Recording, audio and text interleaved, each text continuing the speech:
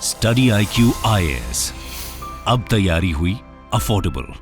नमस्कार दोस्तों अगर आप सबको याद हो तो करीब 8-10 साल पहले काफी ज्यादा चर्चा होती थी सार्क के बारे में, that is south Asian association of regional cooperation, जिसमें टोटल 8 कंट्रीज आते हैं। वो मैं और चर्चा करूंगा वीडियो में आगे। लेकिन क्या हुआ है कि पिछले 8 वर्षों से इसके बारे में ना तो कोई बात होती है ना कोई सबमिट होता है। लेकिन अब क्या हुआ है, बांग्लादेश के अंदर आपको पता है यहां पर एक नया रिजीम आया है, जिसकी वजह से बांग्लादेश और पाकिस्तान चाहते हैं कि सार्क को रिवाइव किया जाए। लेकिन वहीं दूसरी तरफ अगर हम भारत की बात करें तो भारत बिल्कुल नहीं चाहता। और उसके कारण क्या है, इसके पीछे का बैकग्राउंड क्या है, हुआ क्या है अभी तक, ये सब कुछ मैं आपको वीडियो में बताऊंगा। बहुत कुछ जानने को मिलेगा। चलिए आगे बढ़ते हैं। लेकिन उससे पहले मैं आप सबको बता दूं कि आप में से जो भी लोग 2025 की यूपीएससी की तैयारी कर रहे हैं, हमारा जो आखिरी प्रतिज्ञा प्लस बैच है वो 30 सितंबर से स्टार्ट हो रहा है। और इसको अवेल करने के लिए जो लिंक है वो कमेंट सेक्शन में दिया हुआ है। यूज करिए ये कोड अंकित लाइव ताकि आप मैक्सिमम डिस्काउंट ले सकें इस समय। और साथ ही साथ अगर आप एमसीक्यूज अटेम्प्ट करना चाहते हैं तो मेरे इंस्टा पेज पर जाइए, वहां पर स्टोरीज में जितने भी एमसीक्यूज हैं उसको भी आप अटेम्प्ट कर पाएंगे। तो चलिए शुरुआत करते हैं और सबसे पहले ये देखते हैं कि एग्जैक्टली हुआ क्या है। आपको पता ही होगा इस समय यूनाइटेड नेशंस की जनरल असेंबली की मीटिंग चल रही है और उसी दौरान बांग्लादेश के जो चीफ एडवाइजर बने हैं अभी नए नए, मोहम्मद यूनुस, और साथ ही साथ पाकिस्तान के जो प्राइम मिनिस्टर हैं शहबाज शरीफ, उन दोनों ने आपस में मुलाकात की। और उसी दौरान यहां पर यह कहा गया कि जो सार्क है उसको रिवाइव करने की जरूरत है। देखिए, जब हम सार्क की बात करते हैं तो टोटल 8 कंट्रीज हैं, जैसा कि आप मैप में देख सकते हो। यहां से अफगानिस्तान, पाकिस्तान, भारत, इसके अलावा नेपाल, भूटान, बांग्लादेश, यहां पर श्रीलंका और मालदीव्स। तो टोटल 8 कंट्रीज देखने को मिलेंगे। और इसका हेडक्वार्टर ध्यान रखिएगा ये काठमांडू में है। लेकिन क्या हुआ है कि इसका लास्ट जो सबमिट हुआ था, क्योंकि हर 2 साल में यहां पर एक सबमिट होता है जिसमें हेड ऑफ द कंट्रीज हैं, जो लीडर्स हैं इसके, वो यहां पर एक साथ बैठते हैं और बातचीत करते हैं। तो आप देख सकते हो कि लास्ट सबमिट हुआ था 2014 में नेपाल में, काठमांडू में। और उस समय PM Modi just prime minister बने थे और उन्होंने पार्टिसिपेट किया था। लेकिन अब क्या है कि यहां पर जो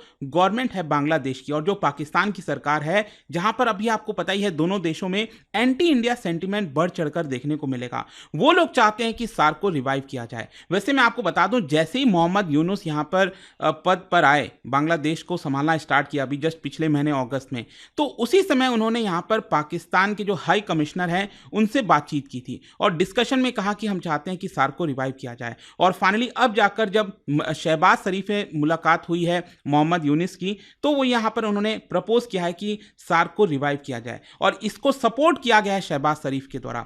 शहबाज शरीफ का भी ये कहना था कि बिल्कुल हम भी यहां पर चाहेंगे जो सार्क है उसको, सार्क मतलब जो है उसको रिवाइव किया जाए। खैर, क्वेश्चन अब यहां पर यह है कि ये जो सार्क की समिट होती है ये किस प्रकार से होती है, मतलब क्या डिसाइडिंग फैक्टर होता है।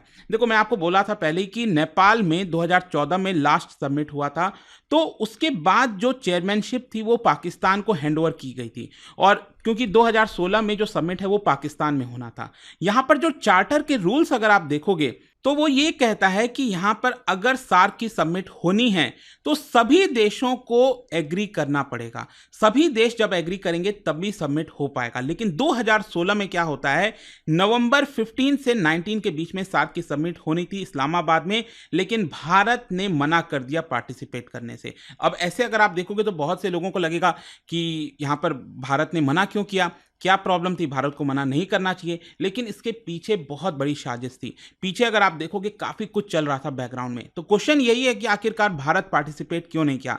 देखो, भारत कभी भी सार्क के खिलाफ नहीं है। इनफैक्ट हमेशा से सार्क को और ज्यादा बढ़ाने की कोशिश की है। इनफैक्ट आपको याद होगा नरेंद्र मोदी जी जब प्राइम मिनिस्टर बने थे तो मई 2014 में उन्होंने सार्क के जितने भी लीडर्स हैं उनको इन्वाइट किया था स्वेरिंग इन सेरेमनी में। इसके अलावा अक्टूबर 14 से 15 के बीच में गोवा में वर्ल्ड लीडर्स की गैदरिंग हुई थी, उस समय भी सार्क देशों के लीडर्स को बुलाया था। इसके अलावा अब प्रॉब्लम क्या हुआ 2016 में, ध्यान से समझिएगा।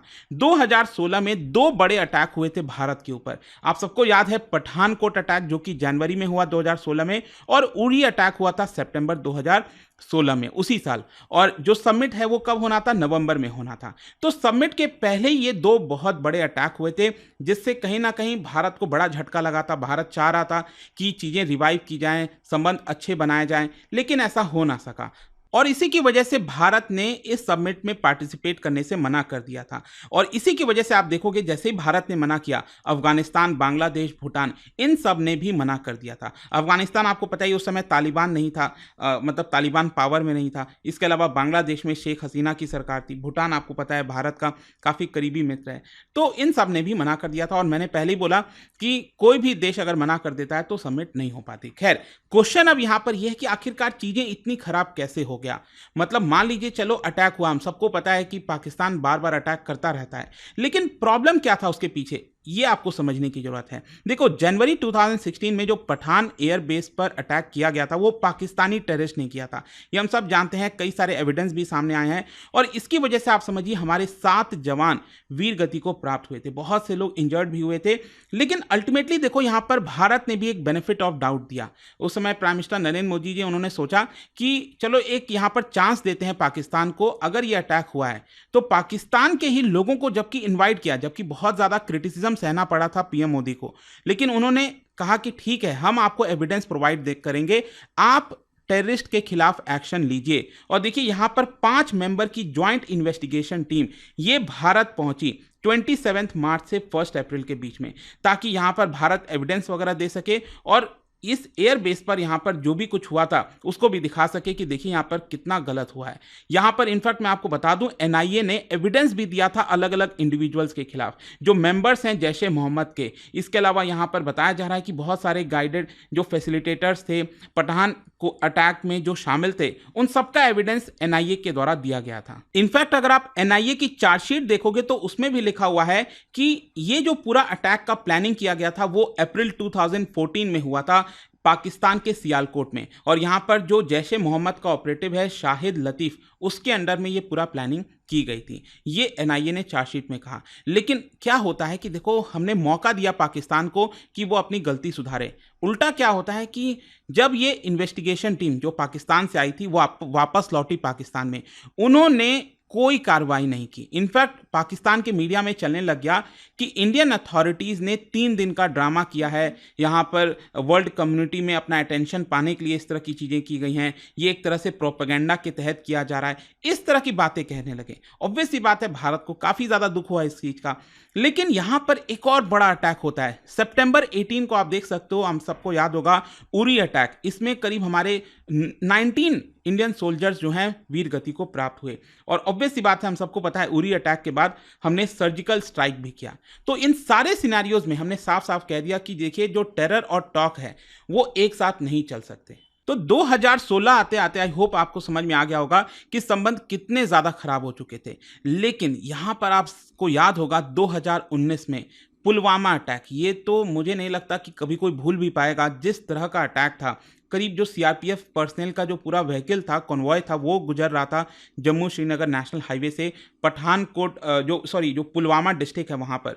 तो उसी वक्त क्या होता है कि जो सुसाइड बॉम्बर है वो एक गाड़ी लेकर आता है एक्सप्लोसिव से भरा हुआ और ट्रक में भिड़ा देता, मतलब कि जो व्हीकल था कॉन्वॉय का उसमें भिड़ा देता है, जिसकी वजह से हमारे 40 सीआरपीएफ के जो जवान हैं वो वीर गति को प्राप्त हो जाते हैं। और यहां पर भी एनआईए ने साफ साफ कहा कि पुलवामा जो अटैक था ये वेल प्लान्ड क्रिमिनल कॉन्स्पिरेसी थी जो कि पाकिस्तान बेस्ड जैश ए मोहम्मद टेरर आउटफिट के द्वारा रची गई थी। और ऑब्वियस सी बात है, उसके बाद एयर स्ट्राइक, क्योंकि सर्जिकल स्ट्राइक से काम नहीं बना, हमने घुसकर वहां पर पाकिस्तान में घुसकर एयर स्ट्राइक के माध्यम से जो है हमला किया और उनके जो कई सारे जो टेरर कैंप्स हैं उसको उठाए। खैर, अल्टीमेटली क्या होता है कि 2019 में आप सबको याद होगा आर्टिकल 370 जो स्पेशल स्टेटस दिया गया था जम्मू कश्मीर का, वो हटा दिया जाता है। और अभी आपको पता ही है कितना अच्छे खासा चुनाव चल रहा है पाकिस्तान जम्मू कश्मीर में। तो इसकी वजह से कहीं ना कहीं ये जो पूरा सिनारियो बना, दोनों देश के बीच में बहुत ज़्यादा दूरियां बढ़ गई, एंड दैट इज़ वाई आज के डेट में सिचुएशन इतनी ज़्यादा खराब हो गई है। लेकिन क्वेश्चन आप सबके मन में ये आएगा कि पाकिस्तान और बांग्लादेश क्यों चाहते हैं कि अब इसको रिवाइव किया जाए। देखो, मैं आपको एक चीज पहले बता दूं कि पाकिस्तान ने पहले भी एक्सप्रेस किया है। अभी आपको याद होगा 2023 में जो इनके केयर टेकर प्राइम मिनिस्टर बने थे अनवरुल हक कक्कर, चुनाव के जस्ट पहले, तो उन्होंने भी इस चीज को कहा, एक्सप्रेस किया कि वो चाहते हैं कि सार्क को रिवाइव किया जाए। लेकिन भारत ने साफ साफ कह दिया कि हम इसको रिवाइवल नहीं चाहते, क्योंकि हमने देखा हुआ है कि क्या होता है अल्टीमेटली इसमें। लेकिन क्वेश्चन यही है कि बांग्लादेश और पाकिस्तान क्यों चाहते हैं। देखो, ऑब्वियस सी बात है, इसका सिंपल कारण है ट्रेड एंड इकोनॉमी। यहाँ पर बांग्लादेश और पाकिस्तान की जो इस समय इकोनॉमिक हालत है उसको ये लोग कहीं ना कहीं सुधारने की कोशिश कर रहे हैं। पाकिस्तान की इकोनॉमी हम सबको पता है किस हिसाब से चल रही है, आईएमएफ से बार बार पैसे लेने पड़ते हैं। अभी जस्ट $7 बिलियन का फिर से बेल आउट पैकेज लिया गया है। इसके अलावा गल्फ कंट्रीज, चाइना, इनसे भी पैसा इनके द्वारा लिया जाता है। बांग्लादेश की इकोनॉमी शेख हसीना जी के समय में काफ़ी अच्छी चल रही थी, लेकिन पिछले 2 साल में उसमें भी काफ़ी सारी प्रॉब्लम्स आ रही थी, करप्शन वगैरह के केसेस, चार्जेस यहाँ पर लग रहे थे। तो दोनों ही अपने देश की इकोनॉमी को सुधारने के लिए सार्क के ऊपर निशाना बनाना चाहते हैं और यही उनका मेन मकसद है, क्योंकि इसी बातचीत के दौरान यहाँ पर जो शहबाज शरीफ हैं उन्होंने मोहम्मद यूनुस से कहा कि पाकिस्तान चाहता है कि बांग्लादेश की जो टेक्सटाइल और लेदर सेक्टर है उसमें निवेश करे। मुझे नहीं पता इनके पास पैसे कहाँ से आएंगे, क्योंकि ये खुद ही थोड़े थोड़े पैसे के लिए अलग अलग देशों से यहाँ पर गुहार करते रहते हैं। खैर, इस ओवरऑल चीज में आपको समझना क्या है कि इसमें जो सबसे बिगेस्ट प्लेयर है सार्क में, ऑब्वियस सी बात है भारत है, एक बड़ा इकोनॉमिक पावर हाउस है। आज के डेट में जब बहुत बड़े बड़े इकोनॉमीज उसमें रिसेशन की बात हो रही है, डाउनफॉल की बात हो रही है, लेकिन हमारा जो एनुअल जीडीपी ग्रोथ रेट है वो 7% के ऊपर ही देखने को मिलेगा। तो यहाँ पर इंडिया जो है, भारत जो है, G20 का भी पार्ट है, ब्रिक्स का भी पार्ट है। तो अल्टीमेटली ये दोनों देश कहीं ना कहीं ये चाहते होंगे कि भारत के साथ जो ट्रेड है धीरे से बैकडोर से बढ़ाकर यहाँ पर अपने इकोनॉमीज को फायदा पहुंचाया जाए, क्योंकि अल्टीमेटली यही रास्ता इन दोनों देशों के पास बचा है। और जहां तक भारत का सवाल है तो हम सबको पता है कि भारत जिस देश के साथ चाहे बायलैटरली बातचीत करके यहाँ पर चीजें ठीक कर सकता है, क्योंकि देखो क्या है कि पाकिस्तान बायलैटरली भारत के साथ नहीं करना चाहेगा, एंड दैट इज वाई वो जो है एक ग्रुप के थ्रू जो है भारत से ट्रेड करने की कोशिश कर रहा है। लेकिन यहां पर आपको समझना यह है कि भारत को सार्क की जरूरत नहीं है, बल्कि सार्क को भारत की यहां पर जरूरत है। और ऐसा नहीं है कि हम कभी नहीं चाहते थे कि सार्क यहाँ पर सरवाइव ना करे, बिल्कुल सार्क की हमें ज़रूरत थी। हम चाहते हैं कि हम पड़ोसी देशों के साथ जो संबंध है वो बेटर रहें, लेकिन जिस तरह का सिचुएशन बना, जिस तरह का पाकिस्तान ने मजबूर किया यहाँ पर, वही आला आपको देखने को मिलेगा। एंड इसी की वजह से भारत ने एक ऑल्टरनेटिव तलाशा, हम सबको पता है बिम्स्टेक के बारे में। तो यहाँ पर जाने से पहले आप सबके लिए क्वेश्चन होगा कि बिम्स्टेक इनिशिएटिव में कौन कौन से कंट्रीज आते हैं, यहाँ पर आपको बताना है ऑप्शन में से। इसका राइट आंसर आप सबको पता है, मेरे इंस्टाग्राम पर तो मिलेगा ही। वहां पर अगर आप नहीं हो कोई बात नहीं, टेलीग्राम से ले सकते हैं इसका सही उत्तर। मैं कई सारे जो एमसीक्यूज हैं वो यहाँ पर स्टोरीज में डालता रहता हूं। अगर आपको पीडीएफ चाहिए तो टेलीग्राम पर आइए, अलग अलग सोशल मीडिया पर आप जुड़ पाओगे। और जैसा मैंने आपको बताया, अगर आप यूपीएससी की तैयारी कर रहे हैं, कोई भी बैच चाहते हैं, you can simply use this code Ankit live to get maximum discount. And I hope की वीडियो आपको पसंद आया होगा। मिलता हूं आपसे next time, till then thank you very much, see you soon. Study IQ IAS, अब तैयारी हुई अफोर्डेबल।